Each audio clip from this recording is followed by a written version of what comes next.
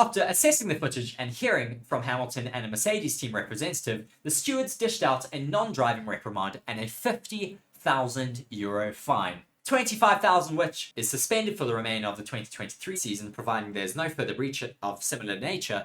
A statement from the stewarding panel at the Lusail International Circuit read that after crashing out of the race on lap 1, the driver of car 44, Lewis Hamilton, abandoned his car in the gravel and ran back to the pits. He thereby crossed the track that was live at this time and reached the inside edge of the track just seconds before car 63 of George Russell arrived at the high-speed exit after exiting the pits. He then continued to walk alongside the track until finally exiting. During the hearing of the car 44, which was very apologetic and realized that the situation could have been very dangerous for him as well as the drivers approaching, the stewards have reinforced the fact that crossing a live track can cause extremely dangerous situations, and the drivers have to be very cautious about it.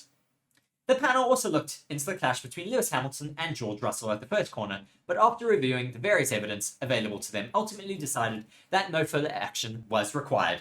That accident was rather unfortunate for Lewis Hamilton, as he came around the outside of George Russell and Max Verstappen. He was actually ahead of Max Verstappen there into turn 1, as he was on the set of soft tyres while everyone else was on a set of mediums to start the race.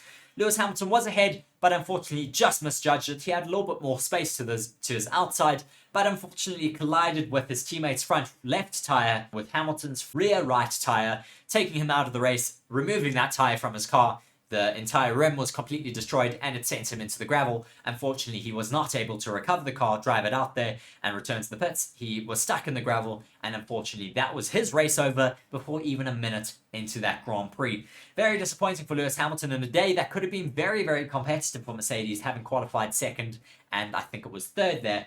Disappointing, as I said, for them, but nonetheless, it happened on lap 1. Very disappointing, but it was a racing incident. Thankfully, both drivers were not injured. George Russell had a great comeback drive to finish up in 4th.